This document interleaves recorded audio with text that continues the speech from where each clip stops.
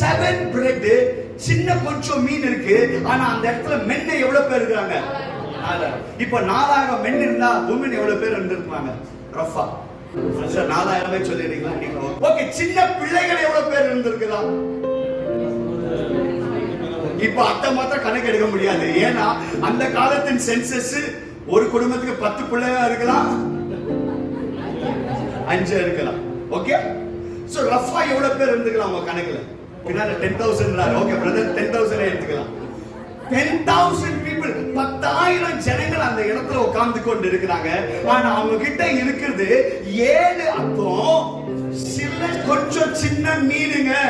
ஆனால் வசனம் சொல்லுது, ஆண்டவர் அதை எடுத்து சோத்திரத்தை ஏறெடுக்கும் போது அந்த இடத்துல இந்த 10,000 பேருக்கும் ஆண்டவர் போஷித்து மீதியானது எவ்வளவுங்க? 7 கூட கடவுளை தட்டி ஆண்டவர் தெரியும். What he commands, no man can change it. அவர் சொன்னதை அவர் செய்து முடிப்பார். அவர் எடுத்து என்ன பண்ணாரு?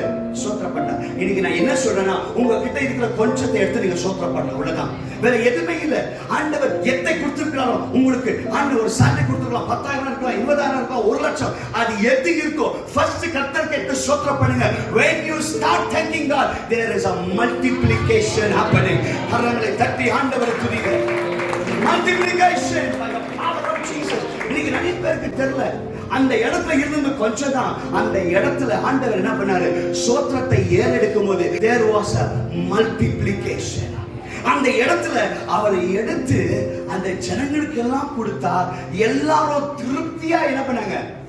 சாப்பிட்டாங்க. சாப்பிட்டு அங்க என்ன நடந்துச்சுங்க? மீதியானது எவ்வளவுங்க?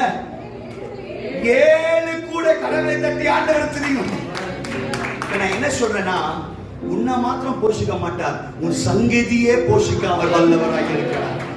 கரங்களை தட்டி ஆண்டவர் தெரியும். He will not only feed you,